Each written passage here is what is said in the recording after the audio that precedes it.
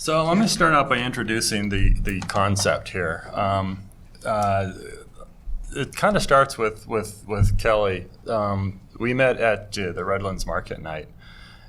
He does a street booth. IEAA does a street booth. And we had some really nice conversations. And I've always been interested in understanding how and why people believe what they believe. Essentially, especially at times where they're given the same information and they come to different conclusions.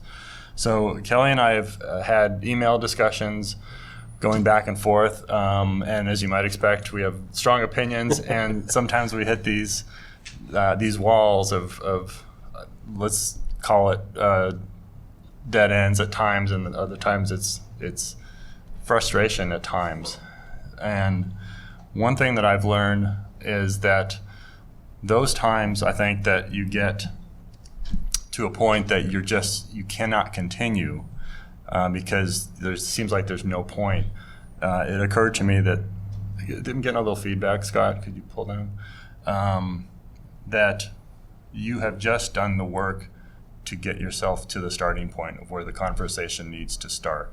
So that's where, you can take yourself back a step, take some breaths, but that's where it needs to continue from.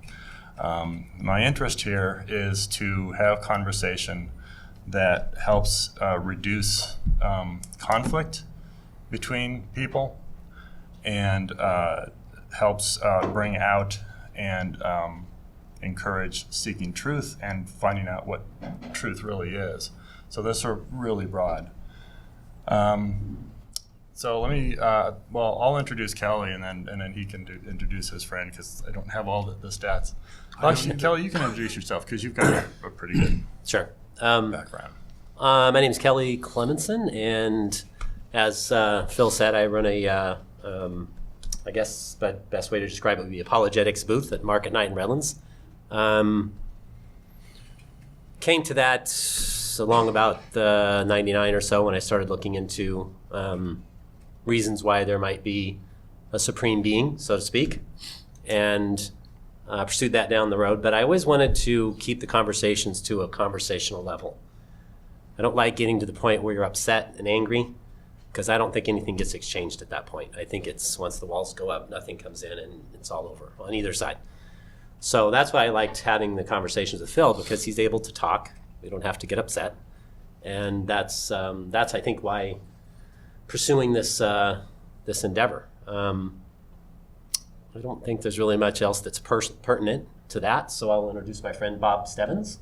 He's been out with me a few times. Used to be pretty regularly, and then he moved around a little bit, but he's back now, and I'm sure happy to see him here. So this is my friend Bob Stebbins, and he can kind of go into what his ideas are on the subject. Well, let's not get into the subject just yet. Yeah, I mean, just as far as let's experience this. I'm a former science teacher, taught for 34 years. Was in research doing some things and found out that some of the things I was told were true weren't. I used to be an evolutionist. I was trained by my father, who was a doctor, and that was my whole life until I found out they were lying to me. And as I found that out, I started researching. And as I started researching, I found out that there's some interesting things going on. And what that did is it drove me to take a look and research everything, including the Bible. So I sat down and really started researching the Bible to try and prove it wrong, and found out I couldn't. I got hooked up with Kelly through a friend who he needed some help, and was with him for about 3 years. And so the idea of what's going on, how it changed my life, and that's why I'm here. My belief, my faith. My background, I'm with the two Riverside atheist groups, Riverside Atheists and Freethinkers, and Inland Empire Atheists and Agnostics, who, by the way, are sponsoring the room, so thank you very much for that. I also do a blog called Believe in Reality, which this will go up on that. And my personal interest is in studying how people come to the beliefs that they have. And obviously it gets broader, it covers a lot of other topics. I'm a student at the University of California, Riverside, and a member of the SSA. Can you define SSA for whoever's watching? It's the Secular Student Alliance, and It's pretty broadly open from my experience and from the members that I've met there, but it's pretty much just a place that people can kind of come together and discuss bigger ideas without necessarily having to be from the same ideological background. And that's what drew me to it. So in terms of format here, I don't want to have what we see a lot, which is long-form debate.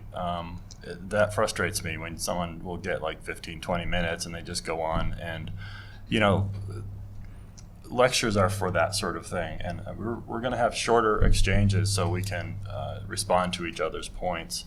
Having said that, we have a topic for today, why I believe or why I disbelieve.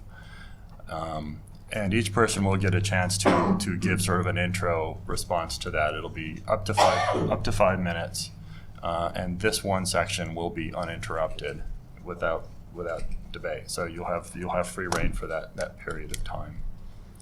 So, Bob, you want to go first, just to go side to side, or?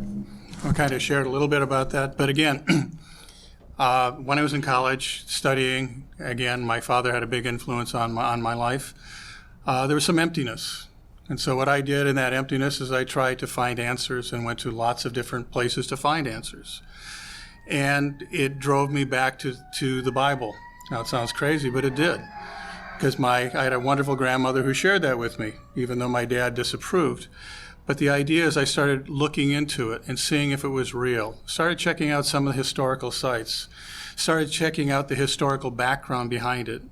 The other thing that led me to it was, of course, the prophecies in there. Hundreds and hundreds of prophecies that have been fulfilled. And currently today, archaeologically, they've been proven to actually happen and exist. So that brought me to another place. The biggest thing, again, like I shared before, was when I was in college, I was told to write on the evolutionary changes of lemurs in Madagascar.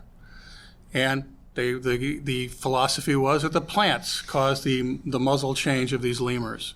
Not a botanist. I started researching the plants, which supposedly had been there for millions of years to change these lemurs, and found out the plants had only been there a couple hundred years.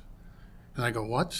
And I started researching and found out as I got into my studies in college, as I went into genetics, found out that there are many things going on. That background in genetics, that information code, which can't happen by accident, was there.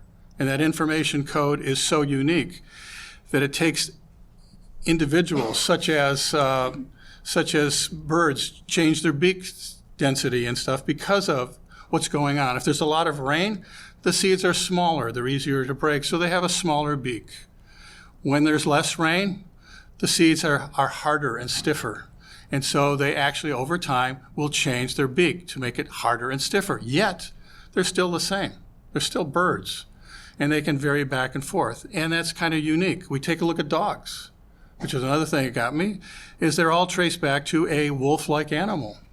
And as we crossbreed these things and get to different types of dogs, which I was in like, their genetic information becomes less. And as I got into cytogenetics and other things, I found out that there were discrepancies in what was going on. My dad, being a doctor, would discuss with me the antibody-resistant bacteria. And he was talking about a gentleman who went into a room that was sealed off because it had a bacteria in there that was totally could not be destroyed by any kind of antibiotics they had. Well, before they could seal it off, the custodian goes in there. He opens up all the windows, all the doors, opens up the curtains, and is in there scrubbing with no mask or anything else. The people freaked out. And he goes, what's going on? He said, this was condemned. This is cut down. It's condemned. You can't be in here. He said, there was no signs up. I was told to clean the room. They went in there and checked it. All the bacteria that had been on the walls was dead. They had less resistance to normal stuff. As I started researching, I found more and more of these things happening, which made me stronger, again, driving me to the Bible. But again, I researched it. I checked it out to make sure it wasn't lying. And I found out that whenever I thought I could find a lie in there, it proved to be that it was true. The prophecies that I found in the Bible were so outstanding the hundreds of prophecies that talk about Christ, where he was born, and things along that line. The city, the actual tribe he was born into was so unique and couldn't happen by accident that it drove me deeper and deeper into the Word of God. It changed my life. I was a horrible person, and it really changed my life. So that's why I'm here. Okay, I'm done. Okay. Oh, one more minute? 1 minute, yeah. Okay, so one more minute. 1 minute. Okay, so what it did is it made me take a look at things differently rather than being self-centered about me being the center of the universe, my universe. I started looking at other people and started helping more and more with other people. Like I said, I was a creep. I was a horrible individual. And God turned my life around. Is he done with me yet? Heck no. I still got a lot of growing to do. But the idea is it's given me a joy that I cannot express in any other way than just pure joy. And my wife likes that too, so it's a good thing that one. Okay, thank you. Do you want to do them back and forth, Phil? Yeah, okay. Okay, I'll go. This is interesting because what I sat down to write reasons why I disbelieve. In my case, I was brought up Catholic, so in God and the Bible generally, and I ended up with a lot. So I'm not going to go through all of this, but I'm gonna give you the points that are most significant, that I found most significant. I left the Catholic Church because it just seemed purposeless, is ritualistic, kind of purposeless. And when I started to look at what was presented in the Bible and the way believers were explaining things, I saw a lot of rationalization. I started reading a lot. Of course, I read the Bible first. I wanted to make that one of the first things I read so I could read it with minimal bias. And what I saw was a book that was essentially written by people of that time period. I didn't see anything in there that wasn't something that somebody could have known at the period of time, other than obviously a few things that are just way out there, like revelations. I mean, no one has experienced those things. So I'll put that down as story. And I started to also then pick up books by religious believers, trying to go to the best arguments they had and to explain what they believed and understood. And without fail, I found errors, logical errors, assumptions, like first assume God exists and then continue from there, which is, a difficult assumption to make and have a fair judgment of what's real. That's one. Historically, we have seen, we know that anthropologically there is religion in almost every culture that has ever existed. I just find it really difficult to believe that there could be one true religion where like every single culture has made a religion. So why it would make more sense that basically everybody's just coming to this of their own accord, and it has a lot more to say about human psychology than it does to do about the existence of a deity. Scientific progression, things that used to be believed to have supernatural sources, diseases, weather, how your crops are doing, all sorts of things that we know explanations for now. It's one of the more recent things I found so ridiculous, if you will, is Rick Perry about a year and a half ago praying for rain. I mean, this to me is about equivalent to something from 5,000, 10,000 years ago. I find a lot of preference in belief. The concept of God is love to me seems again rationalized. When you read the Bible, particularly the Old Testament, you see a person there, a being, who was kind of all over the place, and the interpretation by followers that God is love really seems to be more of a desire to want him to be loving. The Quran gets into that, where every I forget the name of the not surahs. Anyways, every chapter starts with God is love and merciful, and then it goes into something horrible, kill each other if you don't believe kind of thing. We'll get into things like design on another day. And I honestly, I don't see the prophecies as making sense. The ones that I've looked at, it really seems to be a lot of rationalization that seems to be not much different than, say, interpreting numerology. So. Okay. What gets me the most, and recently I've been reading a lot of biblical history. Because I wanted to see how the Bible was put together because I don't think that anything is just completely devoid of any truth to it, but I don't think we can really look at something until we understand where it's coming from and how it was shaped. And so I learned a lot about how the original structuring of the Old Testament was put together from 2 sacred books, from the Elohist and Yahwist from North and South Israel. I found out about the disparity between, or the difference between, the difference in time between the life of Yeshua bar Yosef, who we now call Jesus, and the people who wrote about him.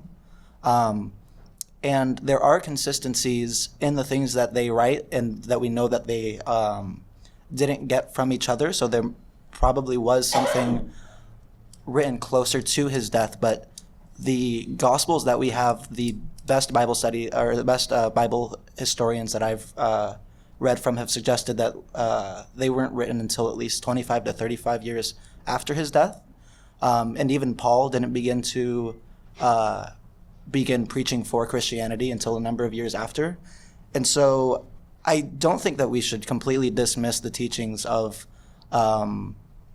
this person who I believe did exist, being Jesus Christ, but there's a lot of fundamentalism that gets in the way, in my mind, of us finding real moral truth and value in these words when we try to make it fit our current understanding of the world, when it was obviously written in regards to the world that the writers were facing.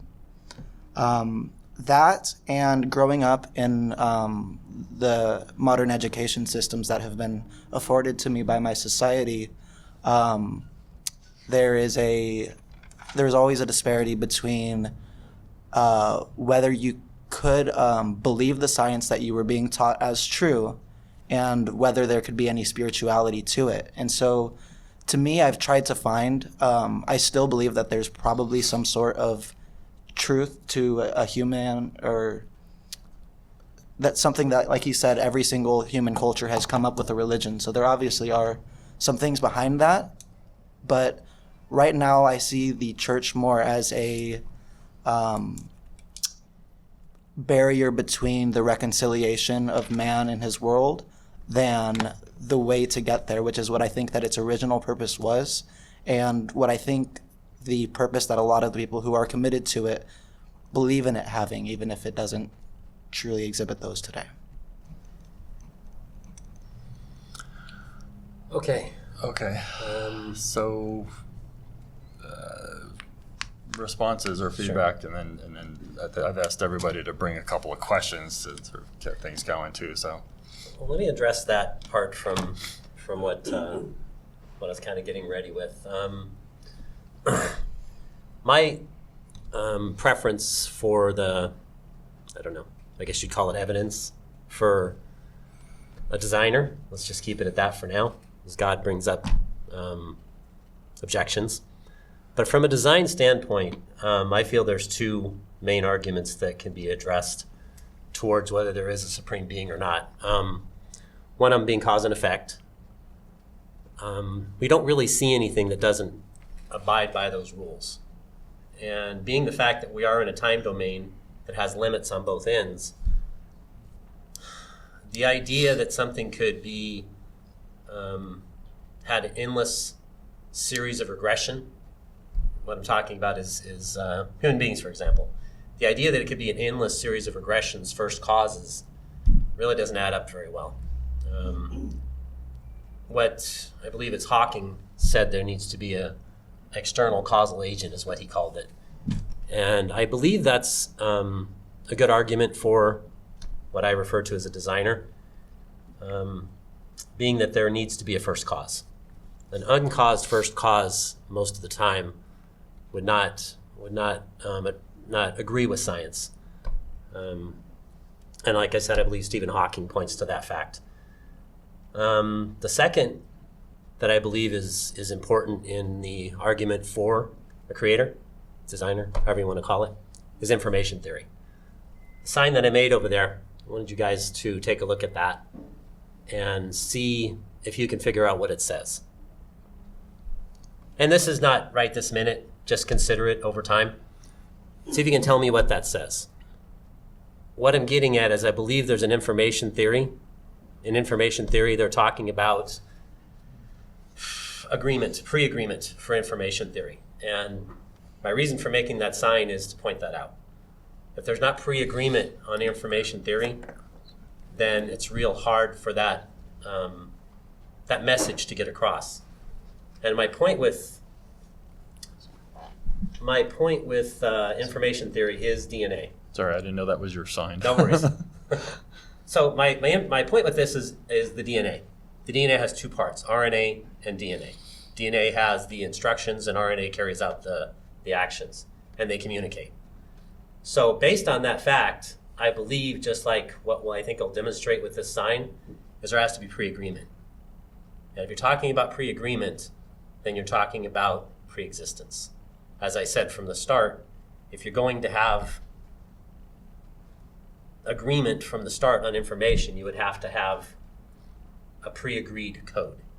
And coded information system is where I'm going with this. Let me give you an example of what I'm talking about besides a sign. We'll get to that later. NASA had a project that you guys, looks like most of you are old enough to remember. If not, pardon me for thinking so. There's a program called SETI. I don't know how many of you guys remember that.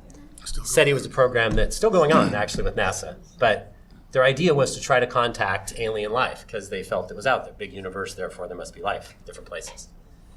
So they went about trying to find that out. And as they started listening, there's lots of things out there that are just random noise. Quasars, pulsars, spinning. They make noise. But what they're trying to figure out is how do we differentiate between that and a message that might come from an alien civilization. So Carl Sagan was involved in it. You guys know Carl Sagan, billions and billions of years. He was involved in it. And his theory was, how are we going to communicate with these people? Because they're not going to speak English, they're not going to speak French, none of that stuff's going to apply. So once we get this message, how are we going to know what they're talking about? Like with the sign. So his assumption was, and he arrived at a very good conclusion, that if an advanced society is going to get to the point where they have avionics, which would actually mean that they could get out into space, they're going to have math. So you guys probably know he came up with the prime numbers.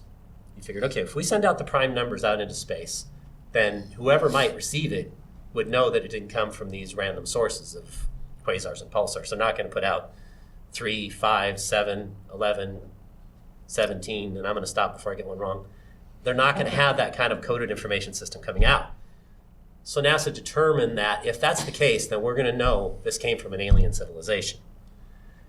Based on that fact, I believe that demonstrates the coded information systems only come from intelligent sources.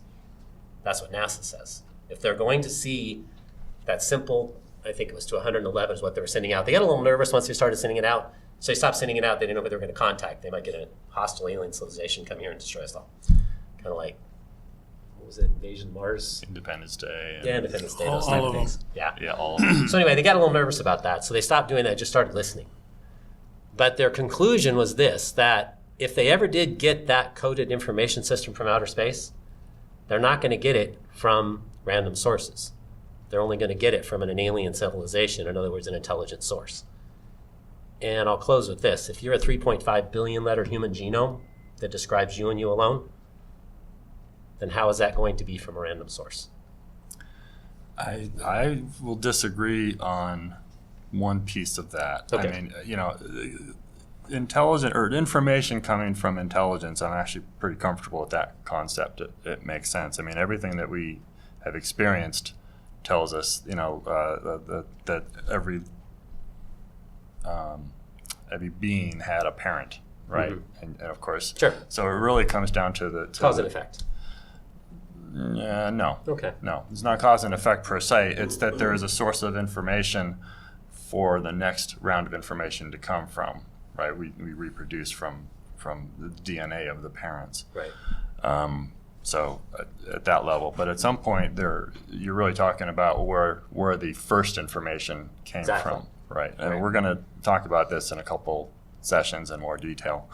I think it's a mistake to assume that when you go back to first cause, that has to be particularly the God of the Bible. Now, not everybody believes that intelligent design theory goes back to intelligent design, and you can't really define it beyond that.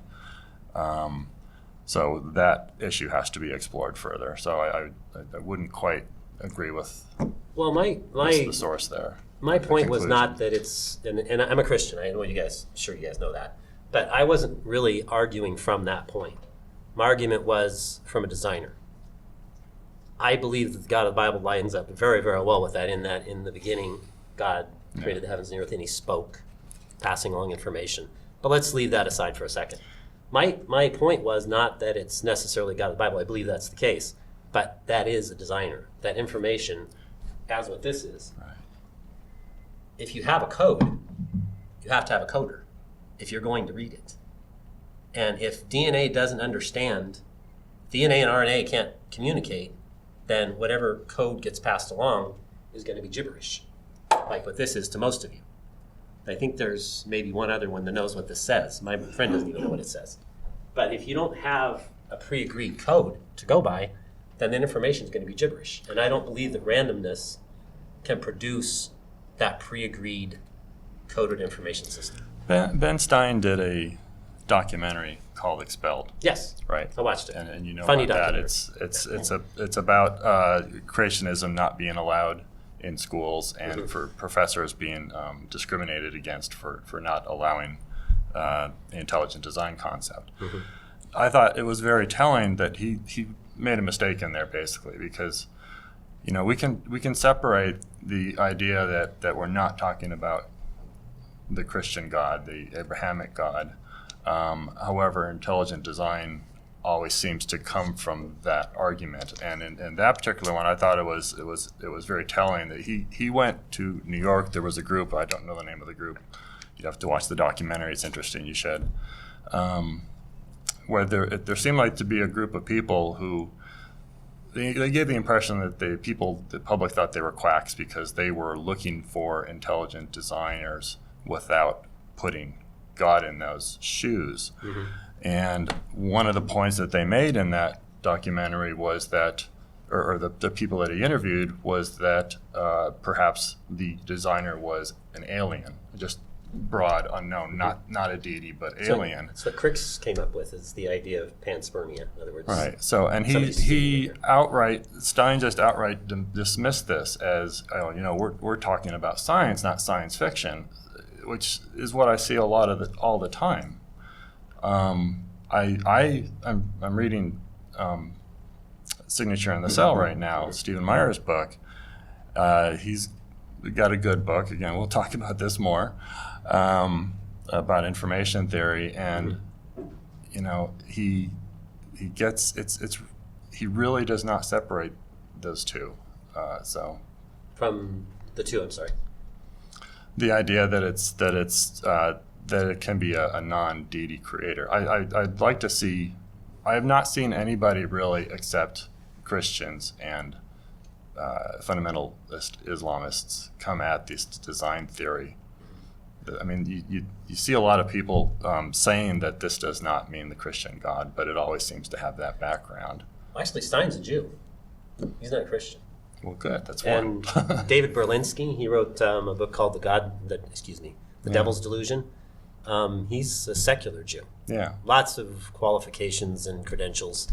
Well, but he's a secular Jew. Then He has the same- I'd like to see it without deity, because a non-deity explanation would be just as valid as a deity explanation.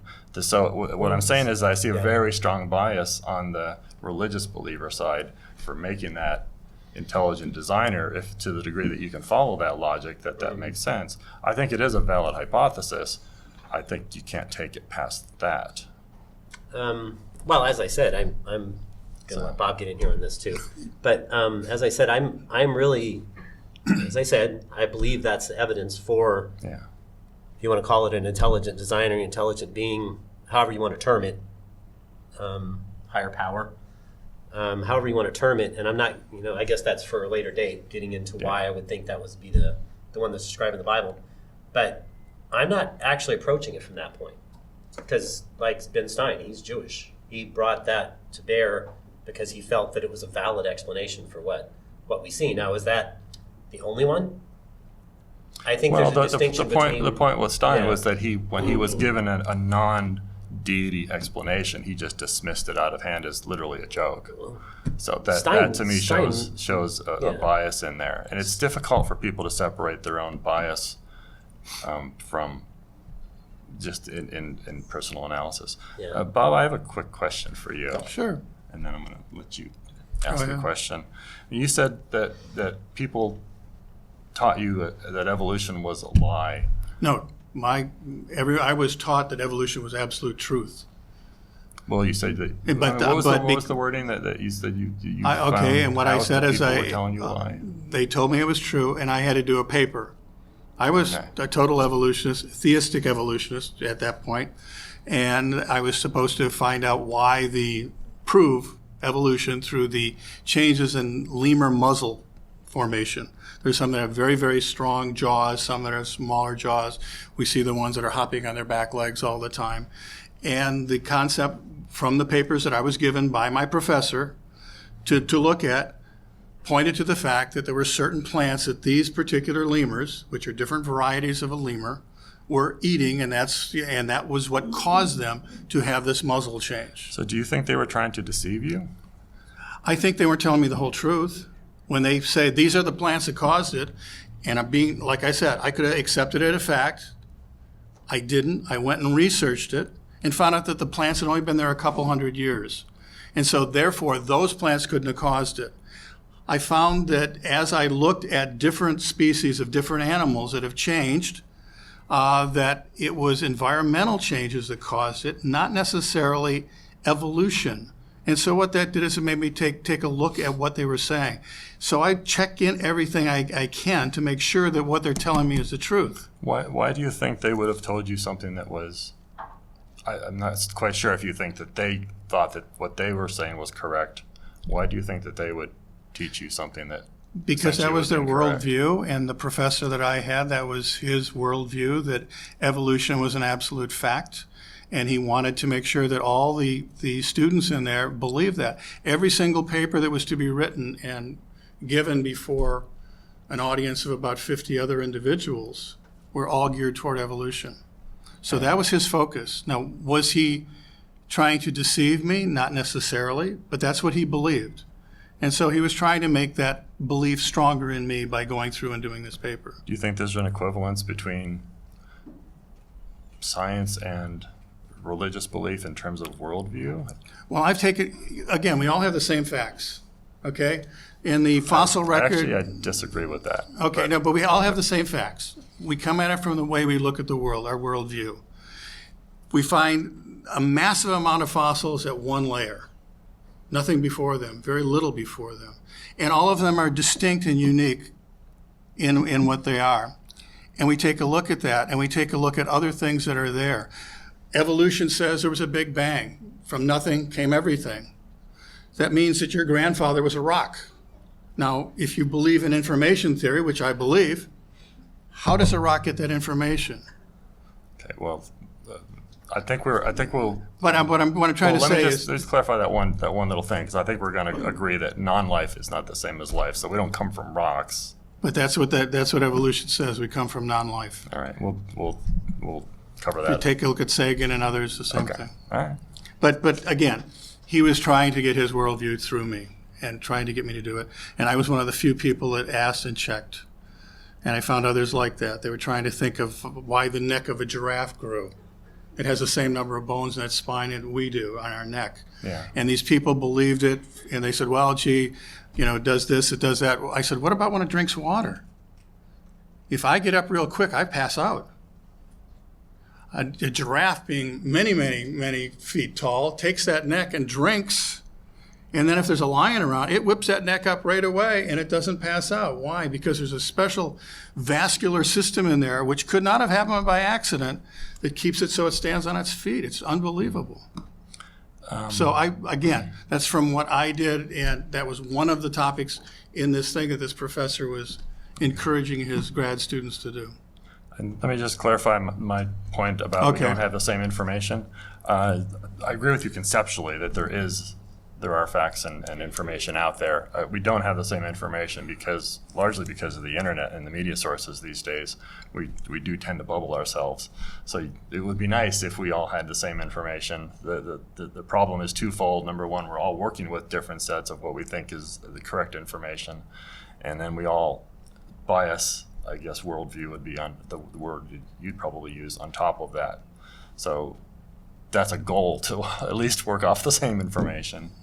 Yeah, I wanted to first respond a little bit and talk on information theory, as you said. Now, from my understanding, the current thought is that RNA was first self-processing, and then it was by error processed DNA to which it bound, and that would explain why the communication would work between the two, because it's simply another form of RNA that is now with the capability. So it's internal communication instead of two completely independent things coming together. And I'm not a complete evolutionary biologist, but that's just what I've read on the earliest of our understanding of how life came to be. And with what you were saying on why you were led to rethink evolution, I understand where you're coming from, and but a lot of the things that you were actually bringing up to defend your point, I think that there's some issues with the way that we think of evolution currently.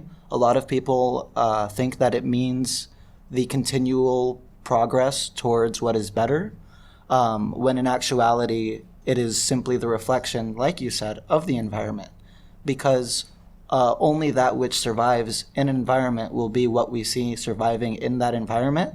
And so he might have been incorrect to say that it was the form or texture of these plants that was changing the muzzle shape of these lemurs. But I don't think that necessarily is enough reason to suggest that all of the ways that genetic information that we can record being passed down is no longer connected to some sort of evolutionary system, starting with an original processing that would go back to RNA. The question that I really have, because this question always comes up and it always gets brought back to the physical sciences with evolution, but what seems to be the bigger issue underlying it isn't the exact science of how we came to be, but the suggestion that science makes now that man is moved from being a unique creation of God to being a part of the rest of God's creation. I don't know if that's too big to go into right now, but yeah, I would like your guys' thought on that, and if you if your issue is more with the physical principles underlying evolution or the theological implications of what that means our relationship to God is. Okay, well, I'm going to take it first, but I was a scientist first. That's what I was trained to be. And so I came to my faith through science. Mm-hmm. You talk about the RNA talking to DNA. That's wonderful, but you have to have a starting point. With all the best computers in the world and thousands of lab assistants, we cannot even make an amino acid from scratch. Not true. From scratch. That's not true. We have made amino acids from base chemicals. Okay, but we haven't made a protein. which is a combination of the amino acids. So where does RNA come from? Why would RNA be developed without with an information system when there was nothing at that point in time to, as you said, to talk to? So we take a look at that. Have we been able to make a DNA molecule from scratch, not from taking pieces which people have done and putting them together? And the answer is no. We take a look at stuff like that, and it hasn't happened. The amino acids, if you get into amino acids, you said there's been some created from scratch. Right. Some have taken pieces of other things and put them together rather than starting from the base elements, and they cannot make it. And if you have a source for that, that'd be great, because I haven't heard that. We'll cover it in a couple ways, but yeah, it has been done. I think what you're missing in that, the logic is good, but you're missing steps, because you're going from amino acids to saying DNA can't be created. There's many, many steps between those two. It's not like we have to jump from amino acids to complex information of 20,000 nucleotides. There's no reason there cannot be 20,000 steps in there that we can go from A to Z. But those chemicals don't naturally come together, so you have to take a look at that too. Well, there's about half a dozen theories. And there's lots of I'm not saying there's not lots of theories. Or hypotheses, I should say. There's about half a dozen active lines of research on how that can happen. We don't know yet for sure. And the suggestion of, or just the evidence of the way that we and our bodies interact with each other points towards that what you said, that it points towards that that this is the direction that these things go in, that when these reacting with each other in a closed environment for enough time can create some really, really complex creatures.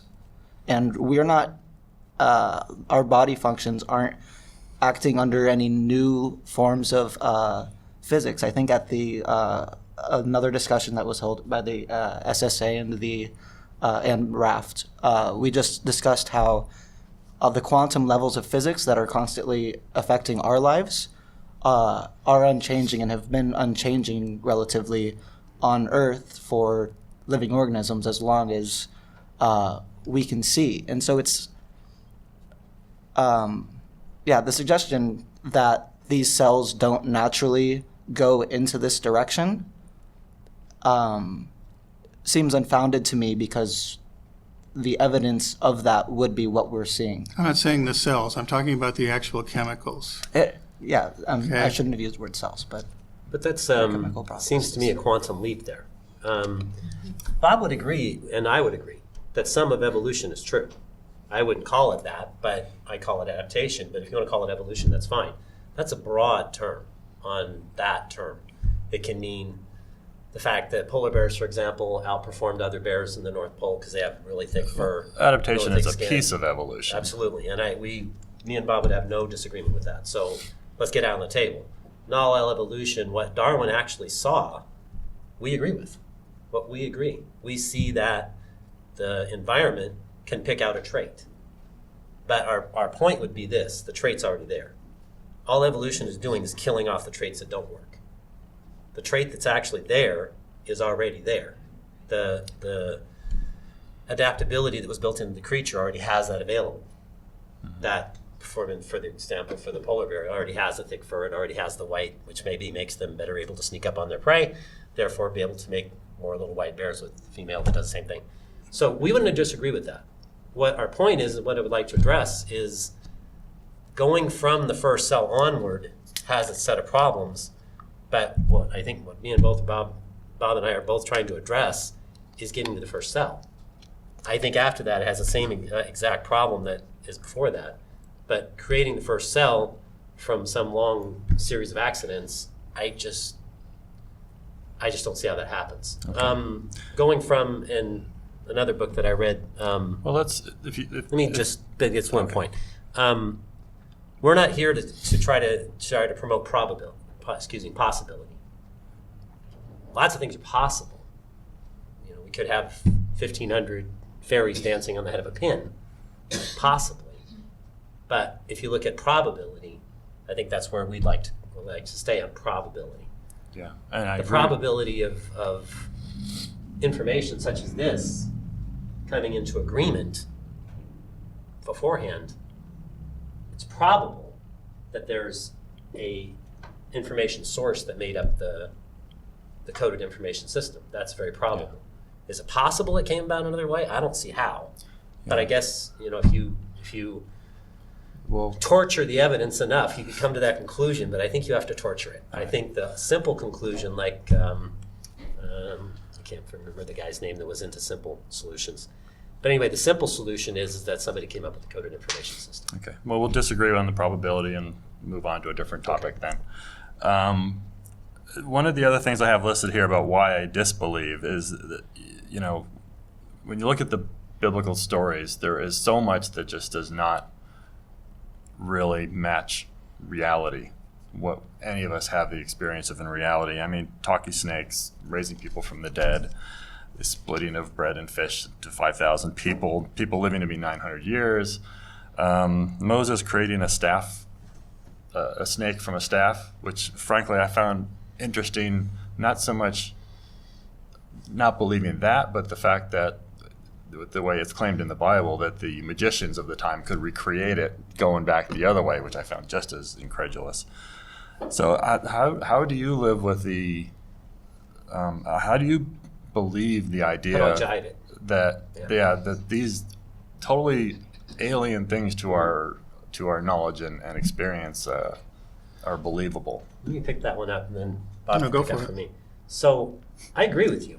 The guy riding a talking donkey is something that is a little hard to believe. And there's lots of things in the Bible, I agree, that are supernatural. And I'm the first one to admit it. But I don't really see that to be a problem. When you read the first line of the Bible, in the beginning, God created the heavens and the earth. As soon as you agree with that, the rest of it's easy. Because he created the heavens and the earth. Me and you are breathing and functioning because he designed us to be that way. Let me put this in terms. So if you're talking about an extra-dimensional creature, which I believe if we have a beginning of the universe, then you have to have it. If the universe had a beginning, then as Hawking says, then you have a pre-causal agent. So that pre-causal agent is outside time and space.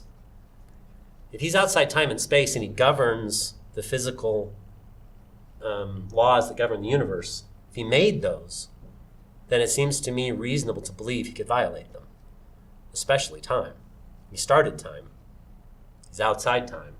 So him coming in and out of it would be easy. Let me give you an example. Well, how do you differentiate that from just a magician?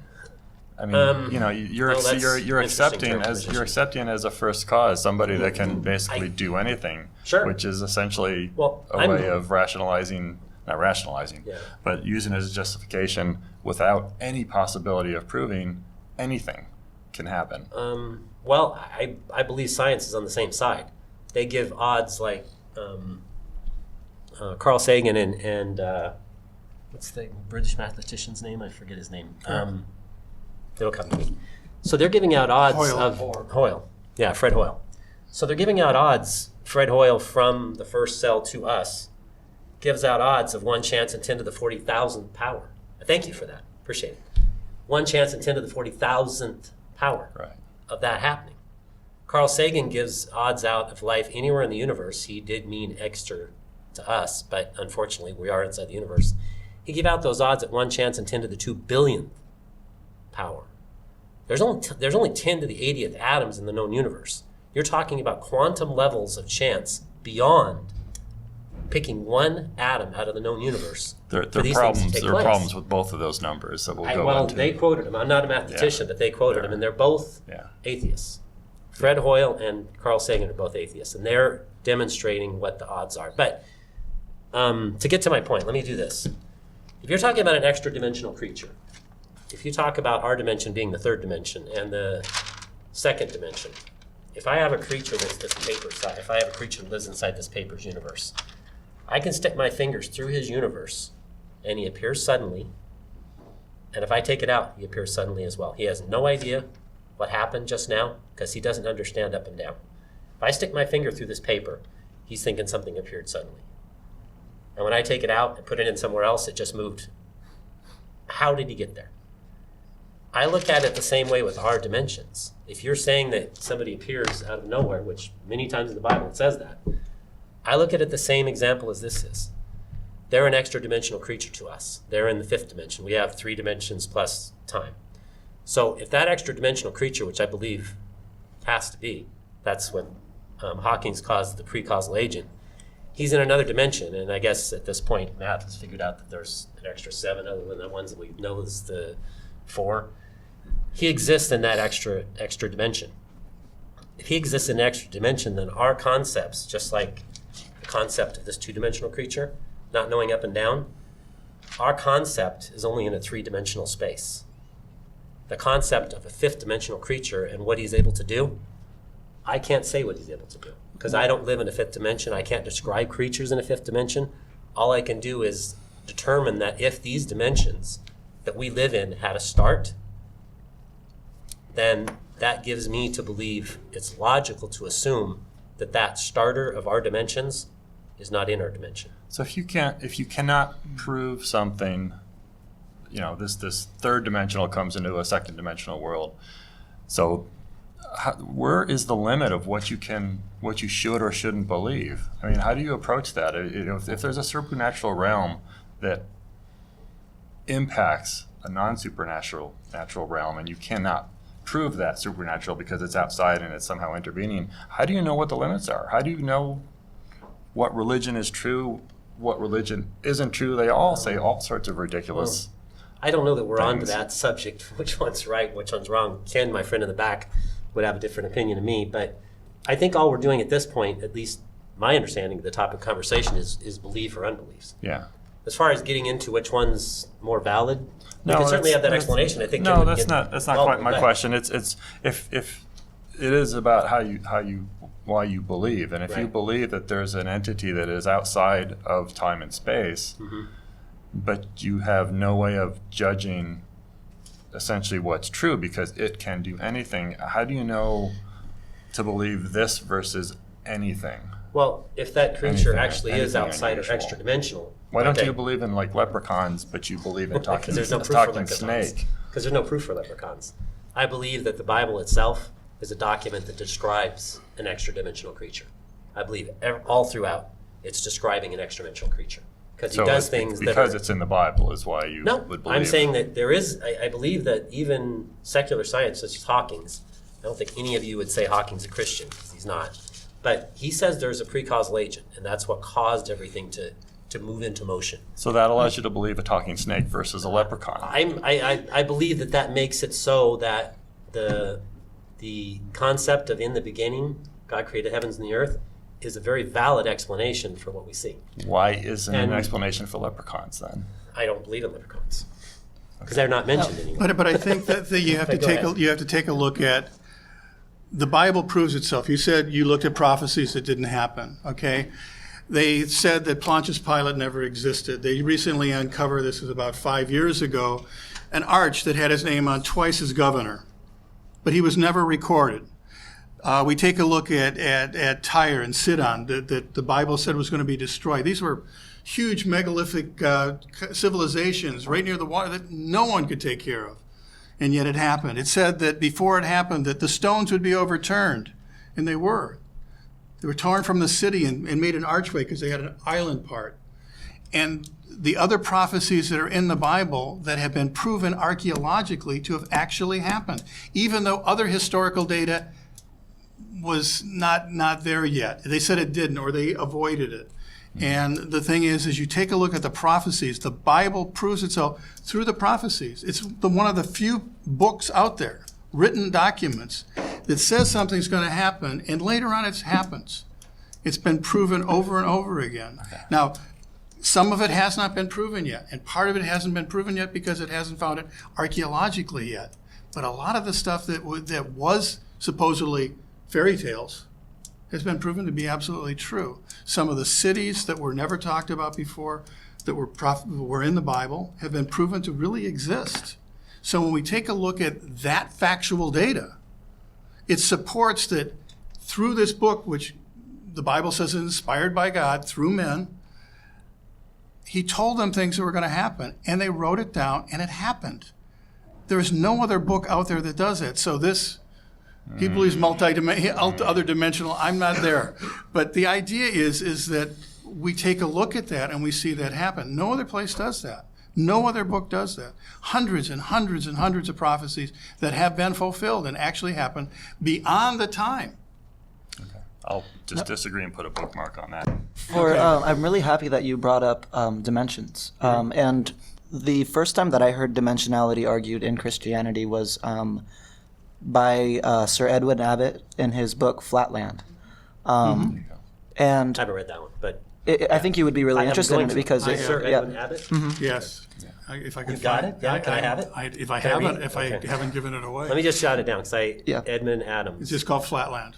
Yeah, it's and the concept that you described of somebody intervening into a dimension that they are larger than would have those effects. And I am completely on board with you there. But like you said, we currently know of 10 dimensions. We are riding the fourth dimension, experiencing the third constantly through the fourth. So all you would need to support something like that influence isn't necessarily somebody completely outside of the universe, because that would make them a 10th or 11th dimensional being. All you need is something that can move through the fourth dimension. And I don't argue that that is impossible, but my question then would be, why would a fourth dimensional all-knowing being choose to influence moments in the ways described in the Bible and in the moments described in the Bible? And how would you reconcile his action then with his inaction later on, given that he is as present to every moment as he is to every other moment? I understand. Maybe the question being, why is there, if God's good, why is there evil? Yeah, Why it goes doesn't he back to intervene that. and stop it? Great question, and that's one that is I think at the forefront of the discussion. But here's my thought on it. If you're going to have a God of love, which I believe the Bible describes, then he has to give you choice. I ask any of you, if you're going to have somebody get married to, you want them to do it because they want to. I think my wife, sitting over here, the reason why she married me is because she wanted to. I didn't have to hold the gun to her head. Now, I might complain about her eyesight or maybe her choice of men. Be careful. But she said that that's what she wanted, so I was happy about that, very happy. But the idea behind love is out of choice. So if I'm going to put a gun next to her head and make her marry me, then she's not making a choice to love me. She's making a choice because I'm forcing her to.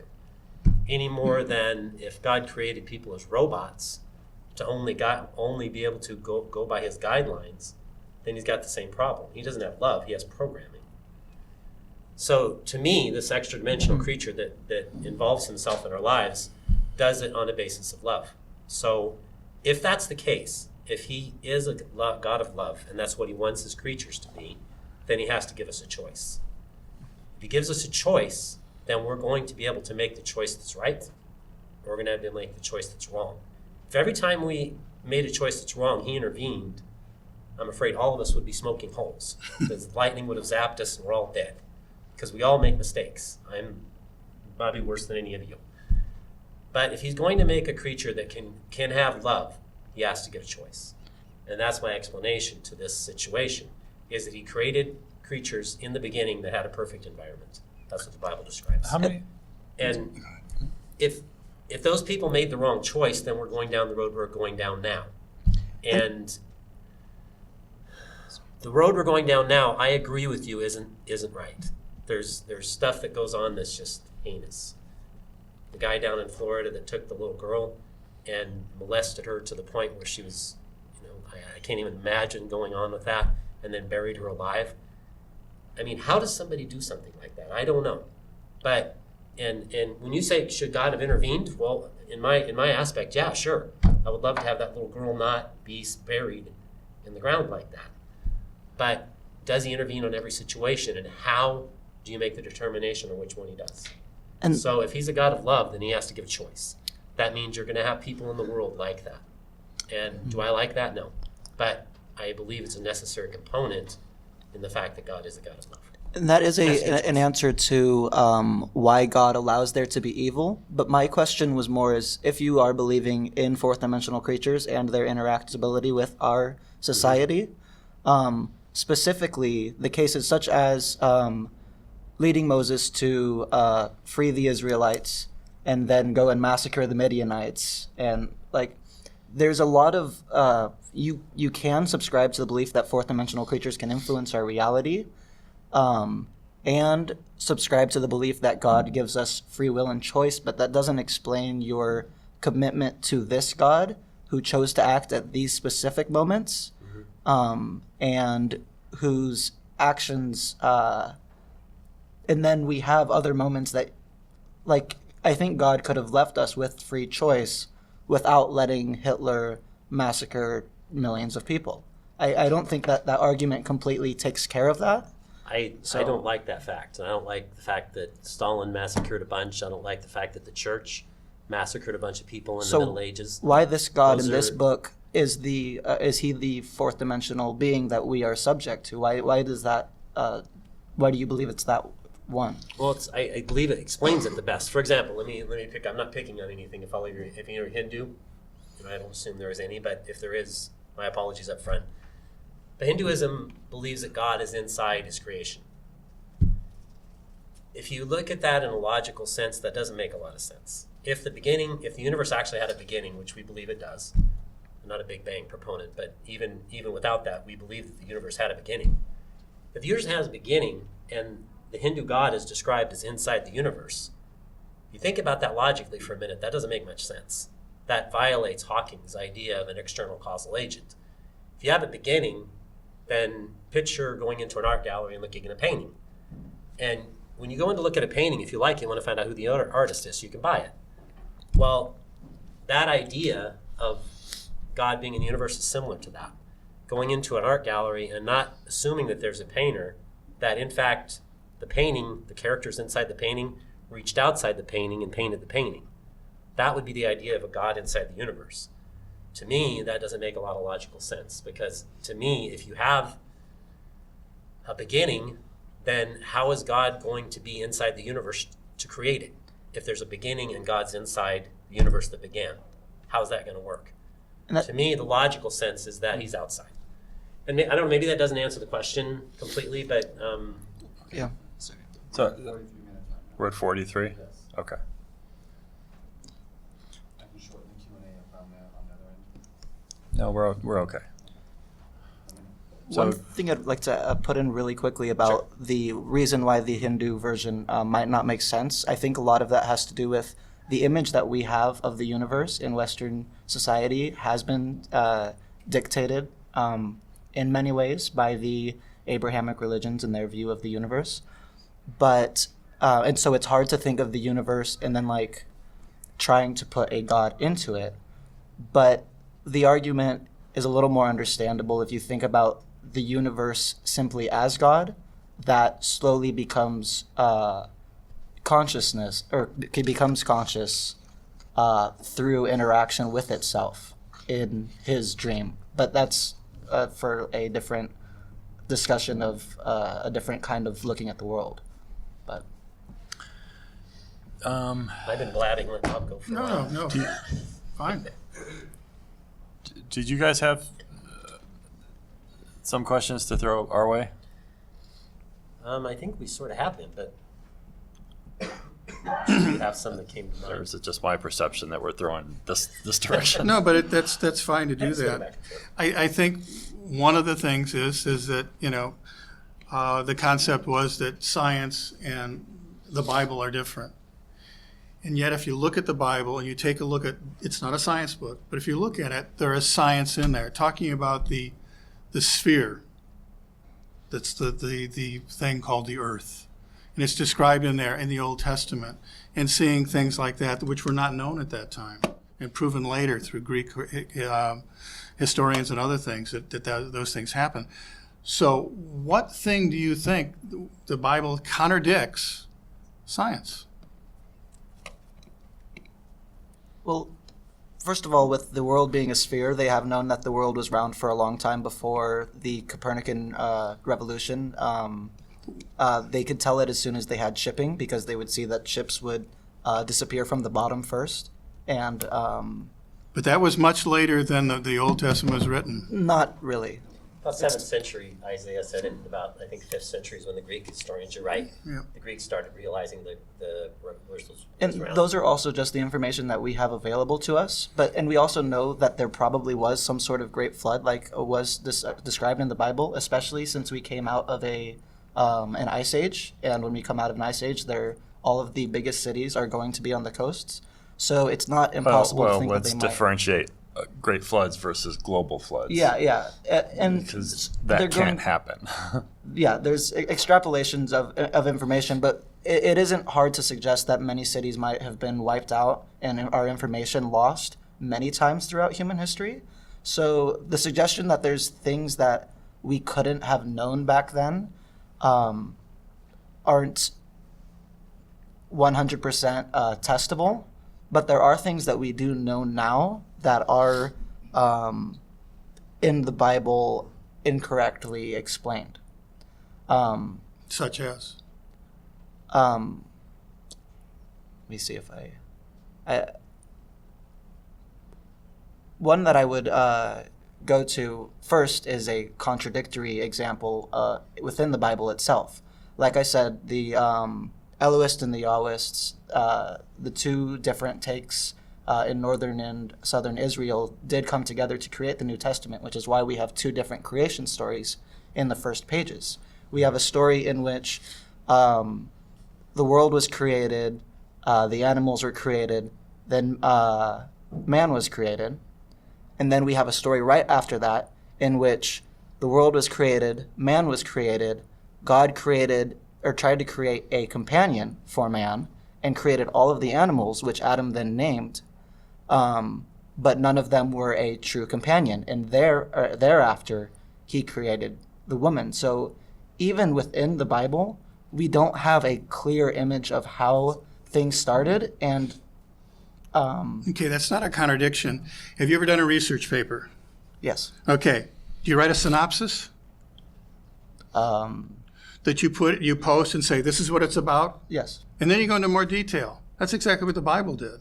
It gave a very general overview, the first part, and then went into detail later and explained it in more detail. There is no difference. It's the exact same thing, just in more detail. There's an ordered difference because there's the statement that animals were created before man, and then man was created as his crowning piece. And then there was the statement that man was created, animals were created to be man's companion, but fell short, and then woman was created to be man's companion. Actually, it doesn't say that. It says in the second chapter of Genesis, it says that man was taken from where he was created, and put into the Garden of Eden.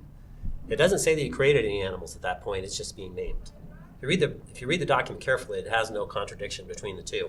All it's doing is, like Bob said, is giving an order of creation on the first one, and it's taking humans, which is God's crowning achievement according to the Bible, and putting it in a spot where there was no death to be evolved in it. And I don't think you can show me a place where it says in the Bible that God created creatures again. It does say that he created woman, but that's not a contradiction, because all he did is take the two people and put them in the Garden of Eden. If you read it carefully, that's all it says. Okay. I don't think there's two different options there, but that is a common question.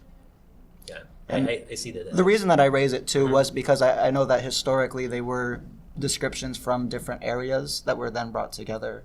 I think that was prior. Those documents existed really even before Moses did. There's a book that's out. It's a testimony to the hieroglyphics in China. These hieroglyphics in China. I'll try to make this short because I'm running out of time. Hieroglyphics in China. This is Ming Dynasty, 2200 BC. This is 700 years before Moses wrote Genesis, and Moses wrote Genesis as a history story. Moses picks up in Exodus. That's when Moses starts.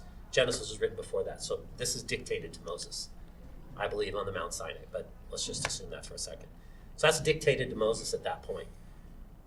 And that's, Ming Dynasty is 2200 BC. Moses has dictated this information in 1500 BC. So 700 years prior to Moses dictating this document, the Chinese hieroglyphics are saying the same thing. There's lots of different examples of it. Confucius couldn't figure out what these call them hieroglyphics, actually cuneiform. He was trying to figure out what these things meant, and he could not figure it out. He gave up. Last century, a couple of linguistic experts went to China and decided we wanted to see what this says. Long story, just stay with me for a second. So what they found out was when they started looking at these symbols and they compared them to the book of Genesis, it matched up very nicely. In fact, the best example is the Ming Dynasty symbol for boat, 700 years before Moses wrote Genesis. The symbols they combined, the symbols for 8-person rescue vessel. That's what makes up their symbol for boat.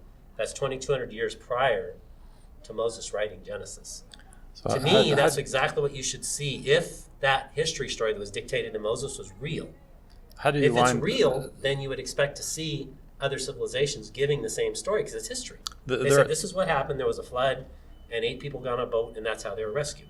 That's exactly what China said. There are origin stories in thousands of cultures Lots of them. But all this over one the lines place. up very closely, and some of them. So one lines up with the Bible, And there's other ones that according to don't. an interpretation. Sure. But I mean, again, I see this as like an anthropological kind of a thing, where you have an area of land in the Middle East that the Bible only extends for a fairly short geographical area, maybe down to Ethiopia and a little north. Maybe at this Then they make references to the world, but you don't know what that edge is beyond the areas that they define.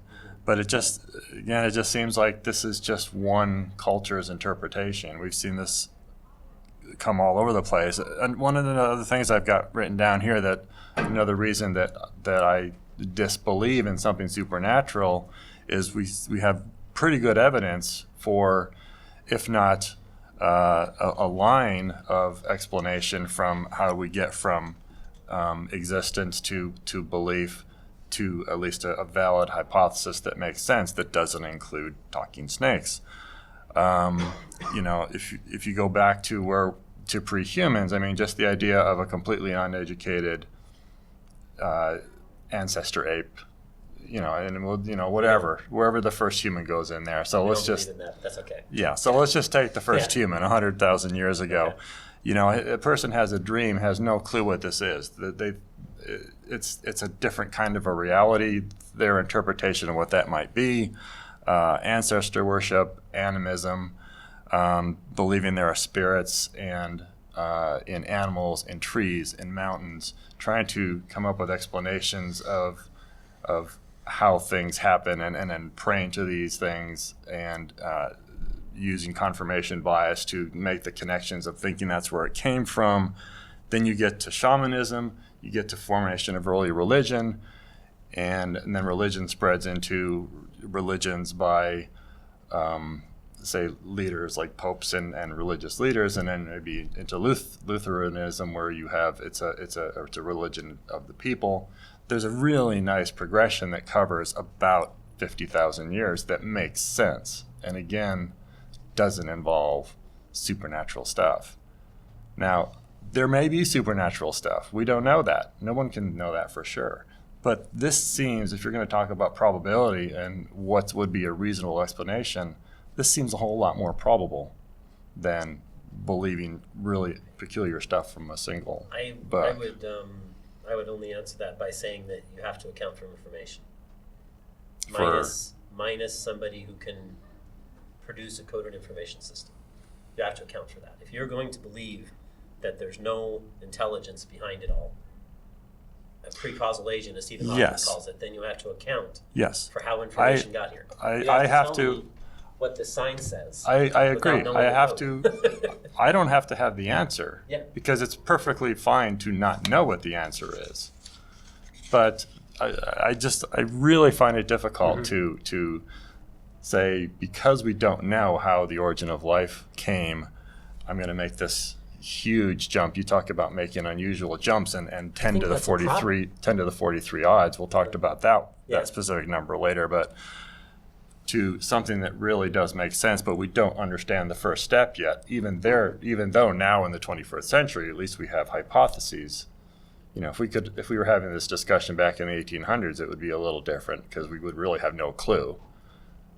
So I just see this as a much more valid, sensible connection of events over time. I personally think that the idea of self-creation was a lot more palatable and explainable then than it is now. Because when Darwin made his theory, the cell was just a bunch of protoplasm. So, it was very simple. Let me take a slightly different angle. The whole progression that I just described, ancestor worship, animism, shamanism, religion. Okay, religion is an organizing force. Humans have been trying to get religion for a long time. That would you agree that happened? Sure. I mean, in a broad sense. Humans have always been involved with religious thought. So why do we have a parallel of that happening, and also a God of an Abrahamic God who then made us and then didn't intervene until 2,000 years ago, and finally put his book out? Actually, the book's been around. Like I said, with the Chinese, had documentation of that book in 1500 BC. They've had it. Now, you guys are probably going to freak out when I say this. I'm a young earther. So all these things about 50,000 years ago, I don't believe first of all, I don't believe it's eminently provable. And I don't think that what we do see lines up with that. I think population, this is probably going way off track that we don't need to do. But population, I believe, just the human population dictates we haven't been around that long. There's 7.5 billion people on the earth right now. And the first time it reached 1 billion was in 1810. So in the course of 200 years, the population grew by 6 billion people. Mm-hmm. And people are trying to say we've been around for, at the minimum, 300,000 years. The human population doesn't dictate for that. A guy by the name of Steve Olson, again, another atheist. He's not a deist anyway, let's put it that way. He wrote a book on the fact. He looked at the human population and he included mitochondrial DNA, where we come from, what mom gives us. He put that information together, took into account all the different places and times when the population went down like the plague. He took that all into account, and he said and I'm not saying that he thinks this is the first person on earth, he doesn't. But his conclusion was that we're all related to one person that lived somewhere between 4,000 to 6,000 years ago. That was his conclusion, not mine, that was his. And all he did was just take the population and mitochondrial DNA, and that's what he arrived at. Okay. Does that say that the earth was created then? No, it doesn't. But it says that's when humans were created. That's when humans came around. But that's a different discussion. Yeah.